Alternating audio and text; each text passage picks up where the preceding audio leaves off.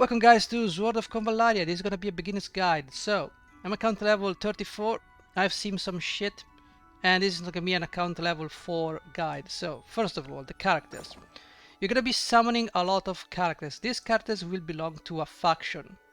So, the first thing we need to consider is which team I'm gonna build, which faction I'm gonna build. Now, luckily for you, you will not be able to access a faction buff until you are level 35.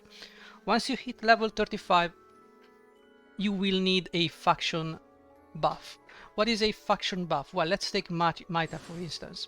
She belongs to the Sword of Convallaria and Iria. So all of these people are part of the Sword of Convallaria. And if we go and look at her skills, you can see that at rank 7, we have the leader's aura. This is very similar if you've played Langracer Mobile. This is very similar to the faction power, the fusion power. So she's gonna give for all of Sword of Convallaria allies in battle, increases attack by 10 and defense by 20%.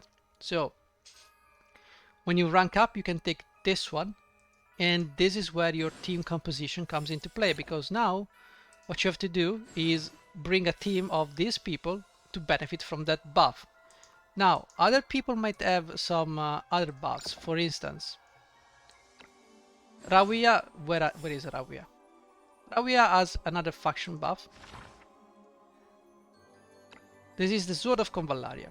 For all Sword of Convallaria allies in battle, increase attack by 10, defense by 20, like Maita, but damage dealt by 8% and decrease their damage taken by 8%. So this is another faction buff leader. Do they stack? I don't think attack and defense stack with another attack and defense. Might be wrong. Usually that's the way it goes. Only the higher stack. So you might want to pick this one as a faction leader if you have Raiwa, obviously, which is basically what you get by completing the Memento challenge, but we're gonna talk about that later. So, pick your faction. Each one of these guys belong to a faction again. Pick the one you like. Please be mindful that the Union doesn't have mages, if I'm not mistaken. Because the Union, I don't know, doesn't really like mages for some reason. Fortitude, the Union, she doesn't have much in the way of mages. It's just pure fighting force. Not even healers. This is a healer, but it's not a healer in the strict sense. It's like a paladin that beats someone and heals people. So you have to be very careful about which faction you want to pick. There are many factions in this game. You pick the one you like. Second, let's talk about the roles. You might be thinking green beats blue, blue beats red, and light beats darkness. And red beats green, obviously. While that is true, you get a bonus in battle. Let's talk about the roles of these units. Now, green units are your tanks. That means they have a lot of damage potential. A lot of damage reduction blocks. They usually guard other allies, so they take damage in their place. They're usually used for that role. Of course, they're gonna be weak to the breakers. The breakers are gonna be your bruisers. They're not going to be your DPS, they're going to be the guys that stay behind the tank and they just blast anything that, blast the other tanks basically. That's their job. They can do some damage, they can stay in a fight a little bit, but they're not very mobile. So then we have the Seekers. No, yes, the Seekers. These guys are basically your interceptors. They have, usually they are thieves. So you can go behind the enemy to backstab, so you can get a bonus to damage. Like for instance, not this one, I think this one for instance gives me, when launching a back attack, crit increase by 20%. And you have this one, which is great. So, these guys go around the battlefield and they start taking names. So, send them against mages, send them against other types of units. They can go around. Don't send them against tanks, obviously, because the reason the tank exists is to prevent the DPS from dealing damage. That also means that if you move the DPS, this guy, to fight another unit, the tank may intervene and taunt, so you will lose your attack against the tank. Next we have the Watchers. The Watchers are basically a defensive type of unit. Mostly archers and healers. They will stay in the back and provide some kind of utility and support.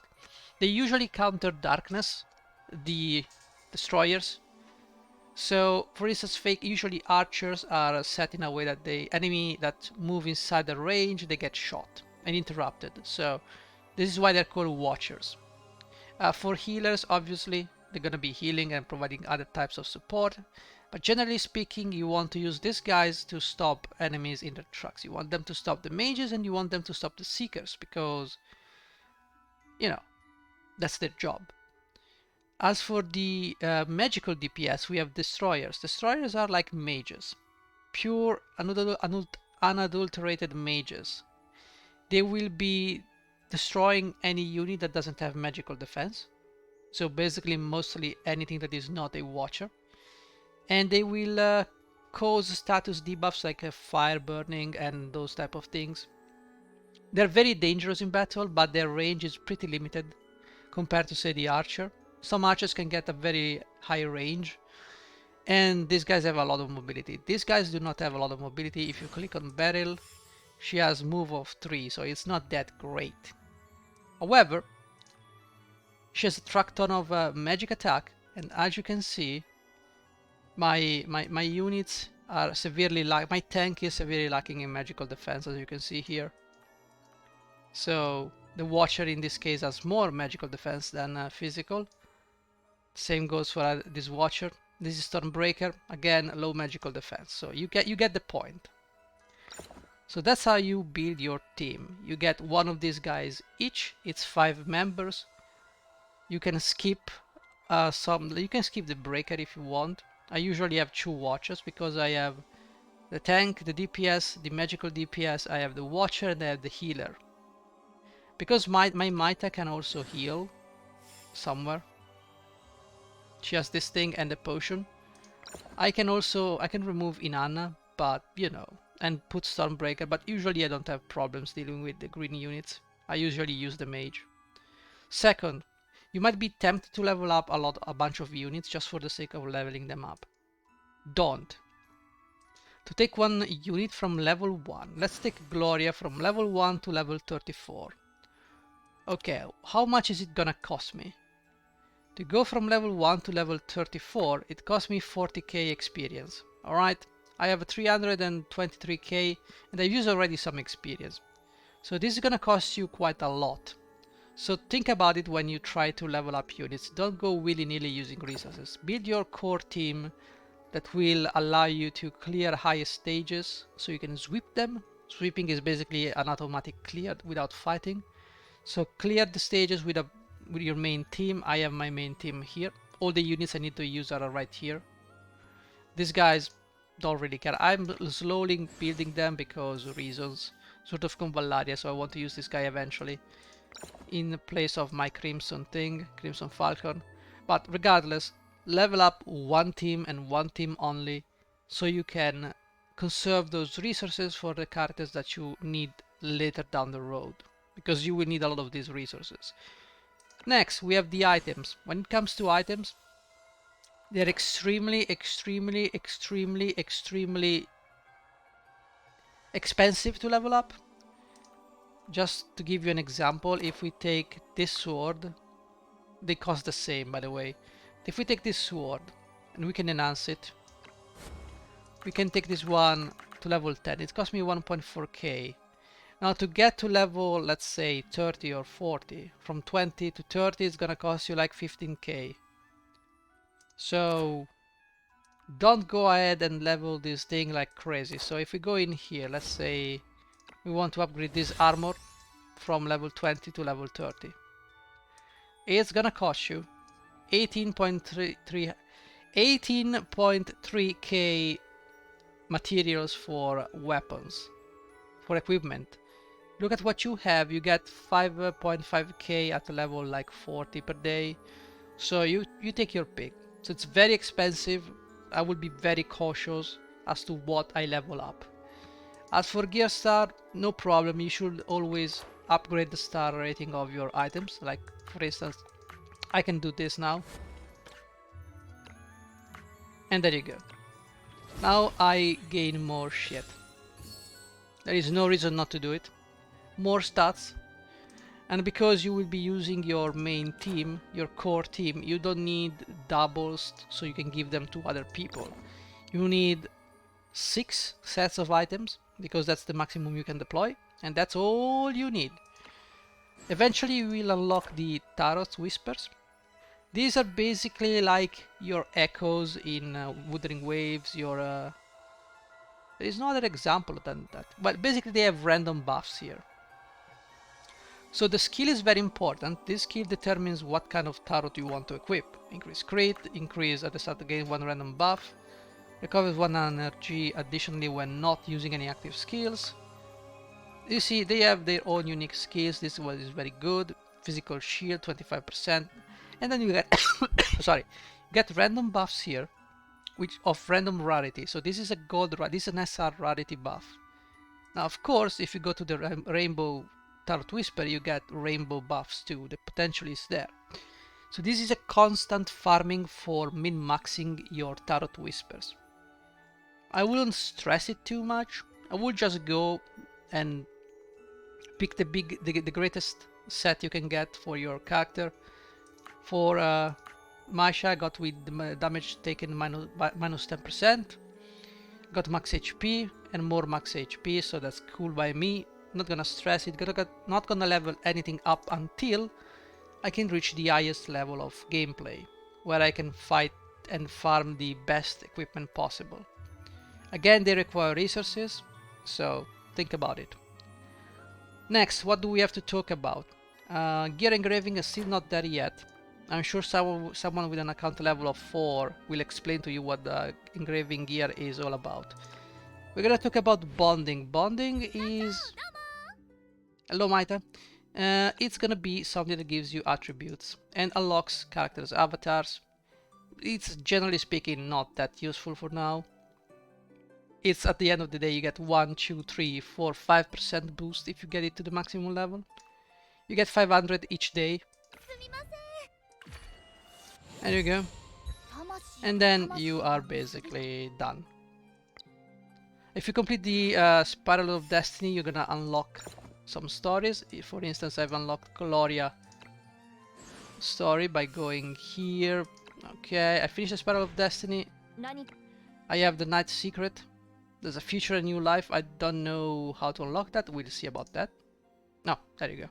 Achieve the ending August Dawnfall in Spiral of Destinies. Bond level of Gloria reaches level 3. Okay.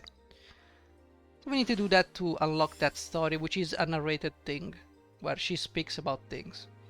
Alright, that's all there is about characters, that's all there is about items. So how should you go about the game? Because this guide has been long enough. So, first of all, as you've seen from account level 2 guides, you have to complete the Voyage Memento. The Voyage Memento is just something that you need to do. It gives you a truck ton of resources, it gives you SSR characters, so there is no reason not to do it. Did I complete a challenge quest? Really? I didn't know that.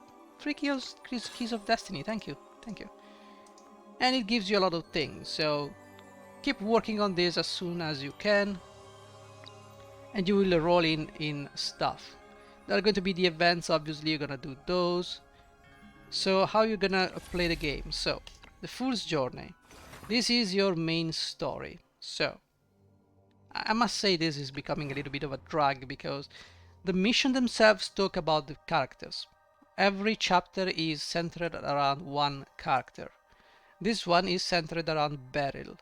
However, I feel like there are too many missions in the game, but you should be completing those and get very far, as fast as possible. Get up as soon as you can, clear these missions. You will get treasure, you get account experience, you get some currency for summoning, you get stuff.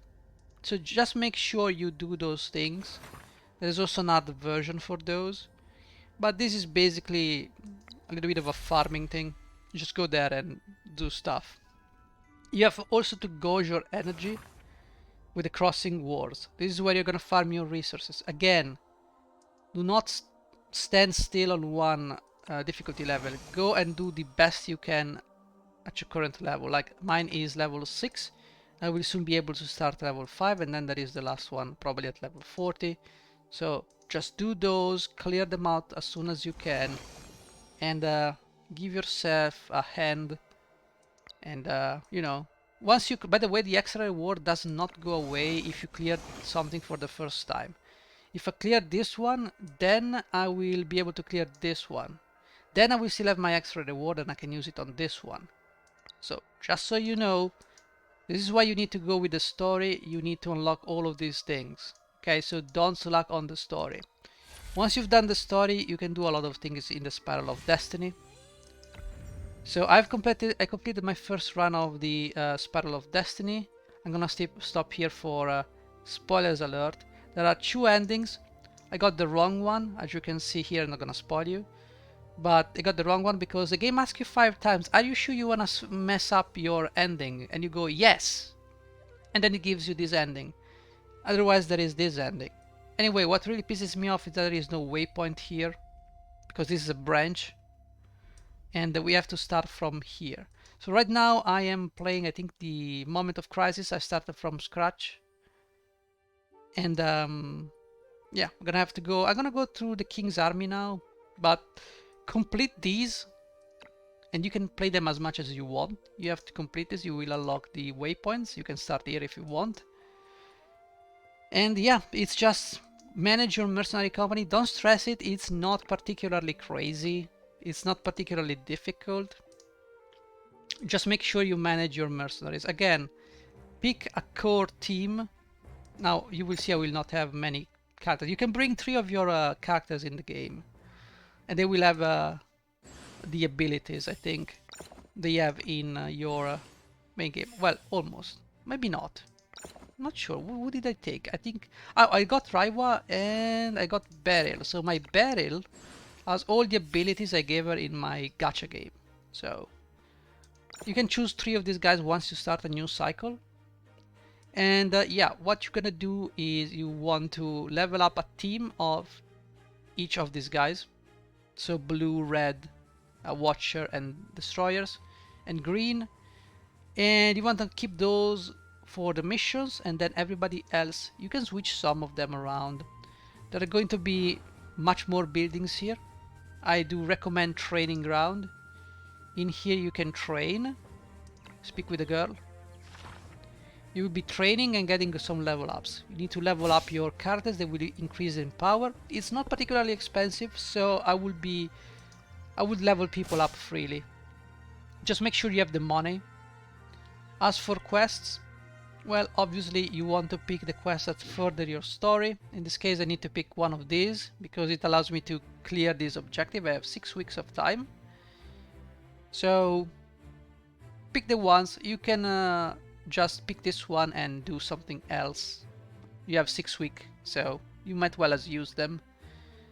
There will be some quest that gives you better rewards. This one gives wood and money. This one gives a random common skill and money. This one gives some Luxite dust and some money.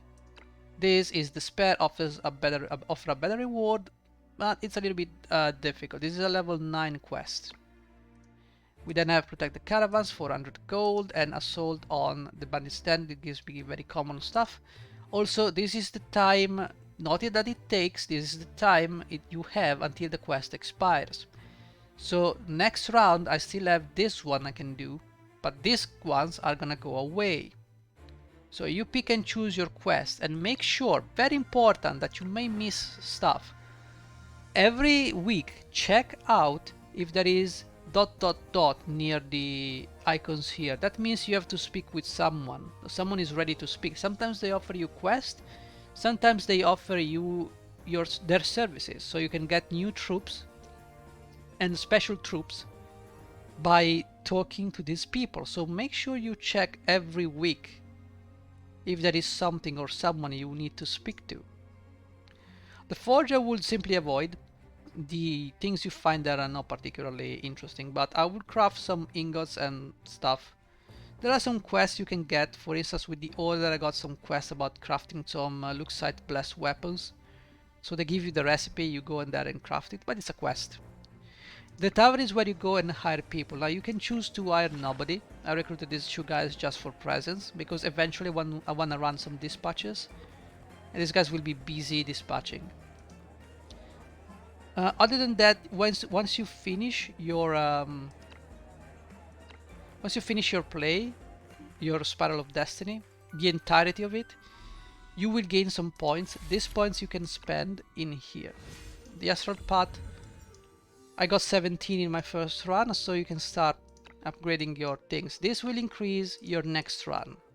You gain more things as when you start out, increase the HP. This is a skill you can choose which skill to bring an augment, which augment to bring in your playthrough. Okay, there you go. Extra funds, lots of things. And probably when I finish this one, I will get this one, which is what it is. Then you got other things here you can experience. So it's not that quick to complete. You have a lot of stuff to do. And that's about it. You have beacons here. You can choose where you can. This is basically a waypoint system. This allows you to choose where to start. I like to start from the beginning so I can choose my troops better, but you can choose at any point in the game. And that's about it. What is there to talk about? Do I want to talk about combat? Not really. It's not that interesting to talk about combat. As for talents, well, talents you get whatever you want. As for ranking here, pick what you feel is good for your hero's role. For instance, Masha is a tank. I could have gone for this. For each ally within a 2-tile radius of the character's defense increases by 10 up to 40%, or guard. Because I want Masha to be a tank, I took this one so she takes damage, physical attacks, in place of other heroes in a 2-tile radius. I also went with this one because I wanted to restore HP AoE, as you can see here. And it gets some buffs, attack 1 and physical defense 1 to all allies. And she takes attack from an enemy for allies. What you do? Okay, you can do this. This kind of overlaps this one, but it's okay. You could go with this one if you prefer, or this one. It doesn't really matter. I would say if I would go back again, this one is still better because when triggered, defense is increased by 20%, and it can only be activated one time per round. This can be done for 2 turns after you cast this buff. So it's all about tanking for me. So I took this one. When receiving a healing, gains damage reduction 2. Because she's gonna be the tank, she's gonna be basically taking damage. Damage reduction is gonna reduce damage by 20%, so again tanking. This one is good if you want to make the enemy pay for his insolence. I would also recommend you going for the leader's aura faction buffs, and you need a faction buffer or more. Because if, say, someone belongs to 2 factions, you can get 2 faction buffs. For instance, Raiwa, Feikol, Maita, and Inanna, they belong to both Iria and Sword of Convallaria. So if we find someone, like say Inanna, right here, does she have the leader buff? Light of Sanction. She doesn't. That's sad. Well, she doesn't have what I need. Regardless, it's okay. It doesn't have what I need, whatever. Anyways, probably I think for this guy, Dantalion probably has the buff. One of these guys probably has a buff for Iria. I don't think it's Feikal. Feikal doesn't have that, but make sure if you can stack those buffs on different stats, I would say it's a good thing. Remember, different stat, guys. Regardless, this is everything I have to say. I don't think there's anything else here really worth talking about, unless you want to talk about, you know, furniture. I don't think you're interested in that. As for PvP, there's nothing to say. There's nothing particular about it. You just go in there and beat the living shit out of enemies. And that's about it. Make sure you get some friends so you can get some currency. Once you reach the maximum level of stars, let's say Crimson Falcon, you got 5 stars in Crimson Falcon. Every other shard you get from Crimson Falcon, you can convert in the shop. There's a feature that allows you to convert somewhere, memory crystals. You go over there, you click convert, and if you have shards in excess, you can convert them here, and you can buy stuff here. Okay, so that's everything there is about the beginner's guide. Hope this was helpful to you, and I will see you in the next one. Take care.